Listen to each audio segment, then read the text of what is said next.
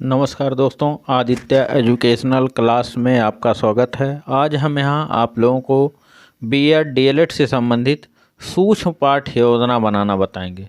सबसे पहले हम ऊपर लिखते हैं सूक्ष्म पाठ योजना, उसके बाद खोजपूर्ण शिक्षण कौशल या इसी को हम कह सकते हैं अनुशीलन प्रश्नीकरण के शिक्षण कौशल। उसके बाद संस्था का नाम, जिस संस्था में आप शिक्षण कार्य करते हैं उस संस्था का नाम लिखेंगे और ब्रैकेट में अनुरूपी परिस्थितियों में शिक्षण अभ्यास। उसके बाद छात्राध्यापिका का नाम, जो आपका नाम होगा नाम यहाँ अंकित करेंगे। फिर दिनांक जिस दिन यह पाठ्य योजना आपको शिक्षण कार्य करना है उस दिन का दिनांक लिखेंगे। कक्षा 8 वर्ग ए, विषय नागरिक शास्त्र, चक्र पहला, अवधि 6 मिनट। यहाँ प्रकरण है स्वतंत्रता का अधिकार। फिर यहाँ 3 कॉलम बनाते हैं। एक में क्रम संख्या, छात्राध्यापिका क्रिया,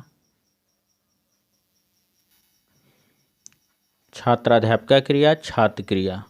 अब यहाँ छात्राध्यापिका द्वारा प्रश्न किया जाता है कि स्वतंत्रता का अधिकार का वर्णन किस अनुच्छेद में है। तो छात्र यहाँ बताते हैं कि स्वतंत्रता के अधिकार का वर्णन अनुच्छेद 19 से 22 तक में है। दूसरा क्वेश्चन, छात्राध्यापिका द्वारा विचार एवं अभिव्यक्ति की स्वतंत्रता का वर्णन किस अनुच्छेद में है। तो यहाँ छात्र बताते हैं कि अनुच्छेद 19 में है, मतलब विचार एवं अभिव्यक्ति की स्वतंत्रता का वर्णन अनुच्छेद 19 में है। तीसरा क्वेश्चन, अनुच्छेद 21 में कौन सी स्वतंत्रता का वर्णन है। तो छात्र यहाँ बताते हैं प्राण एवं दैहिक स्वतंत्रता का संरक्षण, मतलब अनुच्छेद 21 में प्राण एवं दैहिक स्वतंत्रता के संरक्षण का वर्णन है। चौथा क्वेश्चन, अनुच्छेद 22 में क्या वर्णन है। तो छात्र बताते हैं अनुच्छेद 22 में कुछ दशाओं में गिरफ्तारी और निरोध में संरक्षण का वर्णन किया गया है। उसके बाद छात्राध्यापिका कथन, स्वतंत्रता के अधिकार का वर्णन अनुच्छेद 19 से 22 तक में वर्णन है। अनुच्छेद 19 के अंतर्गत विचार एवं अभिव्यक्ति की स्वतंत्रता का वर्णन है, जिसमें 6 प्रकार की स्वतंत्रता दी गई है। अनुच्छेद 20 में अपराधों के लिए दोष सिद्धि के संबंध में संरक्षण दिया गया है।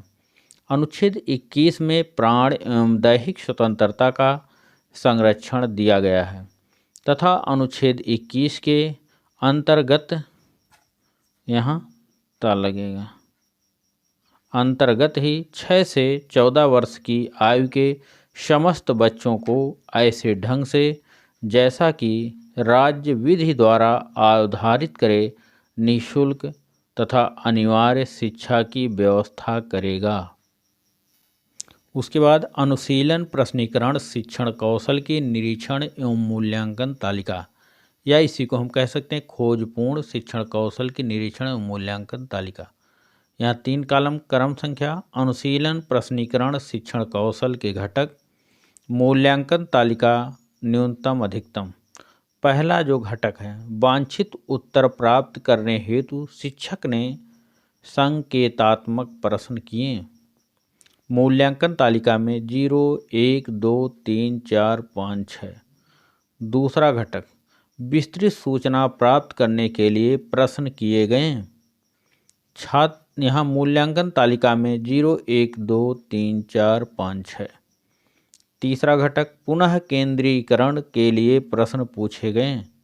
मूल्यांकन तालिका में 0, 1, 2, 3, 4, 5, 6।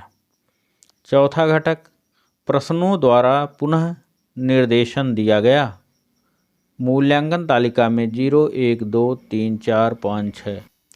फिर पांचवा घटक, आलोचनात्मक सजगता जागृत करने का प्रयत्न किया गया। मूल्यांकन तालिका में 0, 1, 2, 3, 4, 5 है। उसके बाद आलोचना या कोई सुझाव। जब छात्राध्यापिका शिक्षण कार्य करती हैं तो पर्यवेक्षक जो हैं पीछे बैठ करके आलोचना करते हैं या सुझाव देता। आलोचना जो होता है पॉजिटिव नेगेटिव दोनों प्रकार का होता है कि आपके शिक्षण कार्य में क्या कमियां हैं, क्या अच्छाइयां हैं, कहाँ पर सुधार की आवश्यकता है, उसको यहाँ कमेंट के रूप में लिख दिए जाते हैं, जिससे छात्राध्यापिका शिक्षण के बाद इस कमेंट को देख करके अपने शिक्षण कार्य में सुधार कर सके। फिर पाठ्य योजना समाप्त हो जाती है। पर्यवेक्षक यहाँ सिग्नेचर कर देते हैं। Thank you class. दोस्तों, ये वीडियो आपको अच्छा लगे तो इसको लाइक कीजिएगा, सब्सक्राइब कीजिएगा, अपने दोस्तों में शेयर अवश्य कीजिएगा। धन्यवाद।